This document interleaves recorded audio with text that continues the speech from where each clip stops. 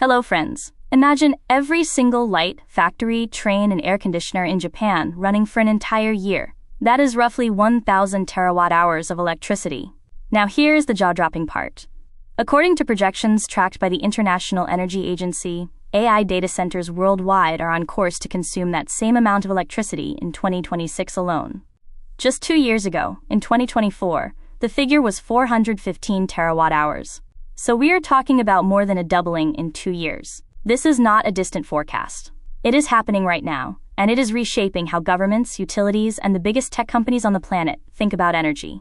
In this video, we are going to break down exactly why AI is so power-hungry, what is straining the grid today, and what the industry is doing about it. Alright, let me show you what is actually happening inside one of these facilities.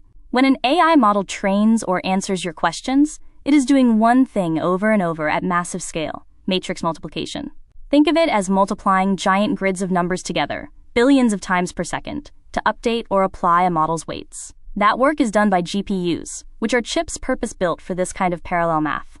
A traditional server rack draws around 5 to 10 kilowatts of power. An AI GPU rack, running H100 chips, draws 30 to 80 kilowatts, and newer Blackwell generation racks are already pushing well past 100 kilowatts. Now imagine thousands of those racks, running continuously, around the clock, never pausing. That is the load profile of a modern AI data center, and it is unlike anything power grids were designed to handle. Now look at what this demand is doing to real power grids. According to the Electric Power Research Institute, data centers consumed about 26% of Virginia's total electricity supply in 2023. Virginia is home to the densest concentration of data centers anywhere on Earth, and the grid there is already under serious strain. The IEA confirmed that electricity consumption at AI-focused data centers surged 50% in 2025 alone. Making things harder, grid interconnection queues, the waiting list to connect a new facility to the power grid, now stretch 5 to 10 years in major U.S. markets. That means a company could have the land, the hardware, and the money, and still wait nearly a decade just to plug in. Developers are feeling this pressure directly, and it is forcing the entire industry to think very differently about where and how they build.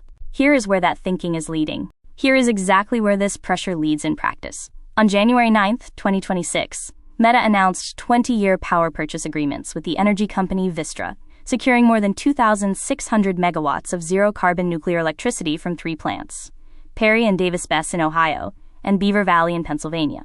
The deal includes an additional 433 megawatts of new capacity from plant uprates, making it the largest nuclear uprate commitment by any corporate customer in U.S. history.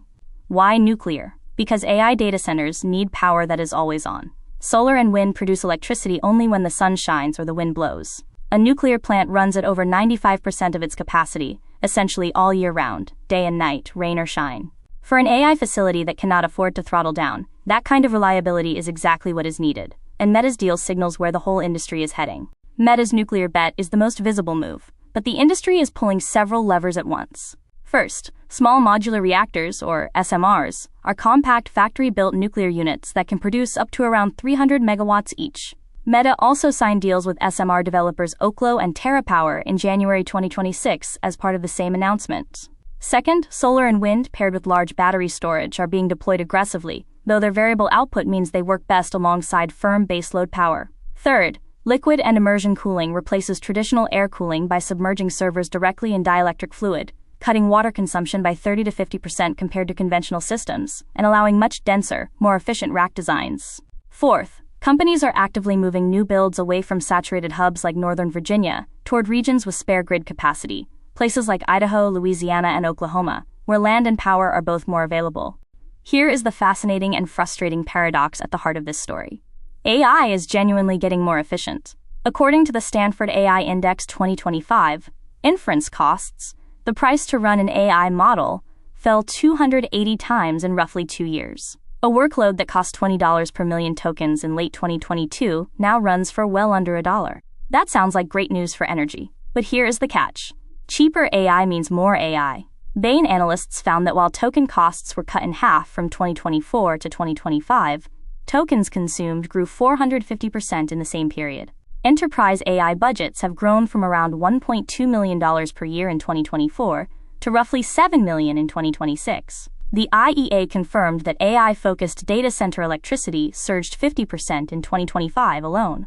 Economists have a name for this: Jevons paradox. When something gets cheaper and easier to use, people use far more of it, and total resource consumption rises. Alright, let us pull this all together. AI data centers are on track to consume roughly 1,000 terawatt-hours of electricity in 2026, more than doubling from 415 terawatt-hours just 2 years ago. That growth is driven by billions of matrix multiplications, running on power-hungry GPU racks 24 hours a day. Grids are straining, and the industry is responding with 3 solution pillars. First, clean generation. Nuclear power purchase agreements like Meta's landmark January 2026 deal with Vistra, plus SMR development for the decade ahead. Second, smarter cooling. Liquid and immersion systems that cut water use and enable denser, more efficient facilities. Third, demand flexibility. Building where grid capacity already exists, and using on-site microgrids to reduce dependence on strained transmission lines. Efficiency gains are real, but will not solve this alone. Watch for SMR construction permits, new nuclear PPAs, and whether grid reform keeps pace with demand. This is one of the defining infrastructure stories of our time. Thanks for watching.